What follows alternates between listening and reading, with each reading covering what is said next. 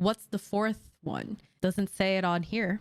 Well, everyone's been incredibly confused about the way Hakari's domain expansion works, and for good reason, because this is the explanation we got. Thanks, Gege.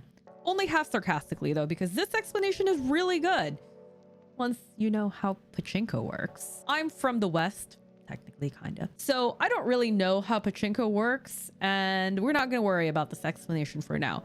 We are going to reference it when we talk about what we know when I give you your crash course in Pachinko. And we're going to talk about the math behind this because Hakari's domain is rigged. You saw it in the title of the video. And then fourth, we're going to talk about some questions and theories that I have. If you have a tinfoil hat just sitting around, get it ready for the end of this video because we're going to put it on and talk about some things about Hakari's domain expansion. Anyway, here are some vocab words. Riichi scenario, visual effect indicator. Riichi is simply when two of the tiles out of the three are already matching. A riichi scenario is the cutscene that we go into once riichi is achieved. Basically, it tells you whether you succeeded or not. A visual effect indicator is Hakari's ability in his domain.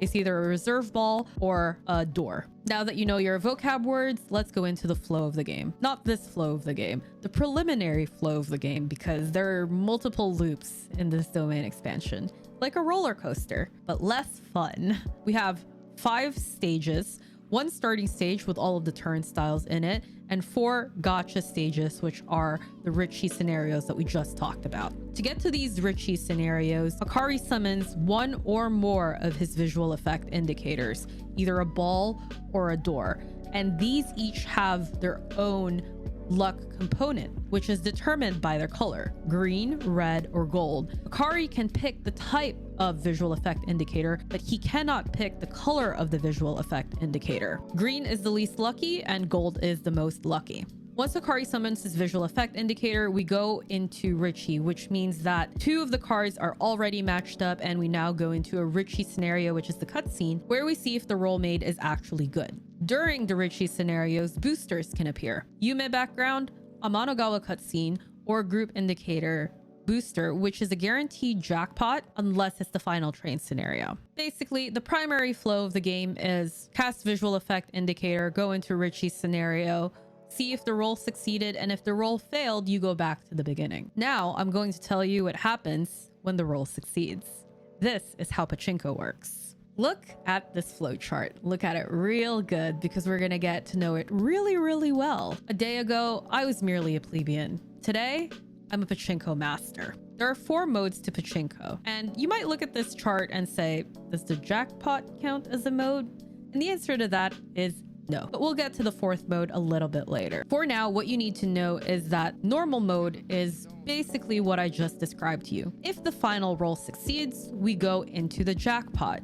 So, assuming that we hit a jackpot, we could go into either Kakuhen or Jitan mode, which is the other 2 modes that I'm going to talk about. Kakuhen is a change in odds. So the 1 out of 239 odds of winning is now much higher. How much higher, you ask? Well, we don't know because it's random. Within the Kakuhen mode, you can keep hitting the jackpot over and over and over again. And if it's starting to click for you, you're saying, wait, you mean Hakari can hit a bonus over and over and over again and get increased odds of winning? And now you're following how rigged this domain expansion is. But let's say that we hit the jackpot and then we fall out of Kakuhen into Jitan. Jitan is a free spin mode. Basically, the spins go faster. You get your result much quicker because in Pachinko, you have a ball, you have a hole, the ball goes into the hole, and that generates a spin. You don't get another spin if there is one currently happening, even if a ball goes into the goal. So to remedy this, Jitan basically makes spin faster and sometimes has an extra hole for the balls to go into as well to up the number of spins that can happen. From Jitan, you can either hit a jackpot and then go back to Jitan or go into Kakuhen, or you can fall out of Jitan back into normal mode. So now you're like, Esper, you've explained the game flow. What's the 4th one? Doesn't say it on here. Well, aptly enough, the 4th one is hidden, not on the page, but that's the mode. Senpuku.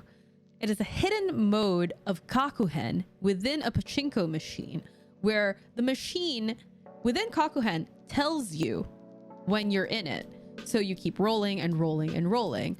However, Senpuku is a hidden Kakuhen mode where the odds change in your favor, but you don't know it when you're playing. Now, I think that this is worth mentioning solely because Hakari would be the type of person to have Senpuku in his domain expansion. To add on to my theory that Hakari's domain expansion is rigged, it would make a lot of sense for the odds to change without his opponent knowing while he's still rolling as if it's normal. You know what they say in Vegas, the house always wins.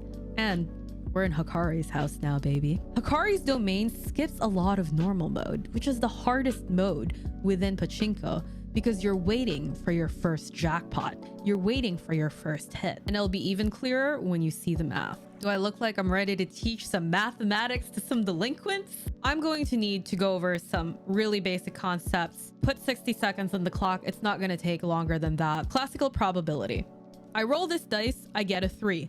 That is a 1 out of 6 chance of happening. I roll this die, I get a 1. That is also a 1 out of 6 chance of happening. Those two are independent from each other. Now, cube roots. Cube roots are essentially 3 numbers that multiply out to a number. So if you know what a square is, not the shape, but 6 times 6 is 6 squared, which is 36, or the root of 36 is 6. You learned all of this in school. Now, the cube root is just that, but with 3 numbers. There we go. That is all I need you to know for this probability portion of this video. Here are all of the numbers you need to know. So there are 2 places we can go from here. Either each tile has their own probability, which means that the chances of the last tile rolling the one that we need is 16%, or that the entire roll itself is not an individual event, but a singular event, and it has a 1 out of 239 chance of happening, which is 0.4%. And for the purposes of this video, we're going to use 0.4% because you're going to see how little it really matters, honestly, because again, rigged. Picture this. We're in the riichi scenario and we start off with 0.4% chance of winning, but each riichi scenario has a tier rating of how lucky they are. What we do know is that the Friday night final train scenario goes up to over 80% chance of success. What we don't know is how the riichi affects the initial probability of winning that we have. Is it an additive? Is it a multiplier? Or does it just replace it with a static number? We don't know. But at the end of the day, it doesn't really matter all that much because all of this math is just the normal mode. When he goes and hits the jackpot for the first time and he goes into either Kakuhen or Jitan, his probability of winning is increased further and further and further into this loop. And if Senpuku was running in the background, there is also yet another chance of his probability of winning going up and up and up. But this is just to hit the jackpot, which gets him a bonus. You're forgetting to ask the one question that you should have asked in the beginning, and that is, what's the win condition? Because hitting the jackpot isn't the win condition. Did you think about that? Based on my now extensive knowledge on Pachinko, my theory is that Hakari's win condition is either something called big payout, because jackpot has already been used and big payout is so much more visceral, or fever, where he cashes in all of his winnings, his bonuses, and goes all in on one attack. It would be very thematically like Hakari to have a one all-in sort of attack, to have a win condition in his domain if he has one. And part of me thinks that he doesn't really need it. Part of the ecosystem he set up is the beginning of this fight. Now, the beginning of this fight, some of you might think Hakari dumped all of these rules to overwhelm his opponent. Sure, fine. That's the easy, obvious way. But what if Hakari dropped all of those rules to take advantage of what his opponents already know about Pachinko, so that they're more preoccupied with the way that the actual domain works. But what they don't realize is that Hakari only explained the first part of his domain. This was all rigged from the start, baby. Hakari is a great gambler, and not just the math. He had an info dump in the beginning that served two purposes. He made them believe that this was all luck-based, and further, that the chances of Hakari winning is 1 out of 239. Hakari engineered his way from top to bottom, leaving no stone unturned into him winning this battle. And just between you and me, I would not be surprised if Hakari's Pachinko domain can change themes. Because isn't it a little bit suspicious that the domain is a manga that Bernard has read? But you know what's even more suspicious than that? Akutami Gege dropping little hints as to how Geta can get his body back. But if that's not quite your cup of tea and you want a little bit of a reprieve, well, I have this very, very cute video for you about Spy Family. I'll see you in the next video. Bye.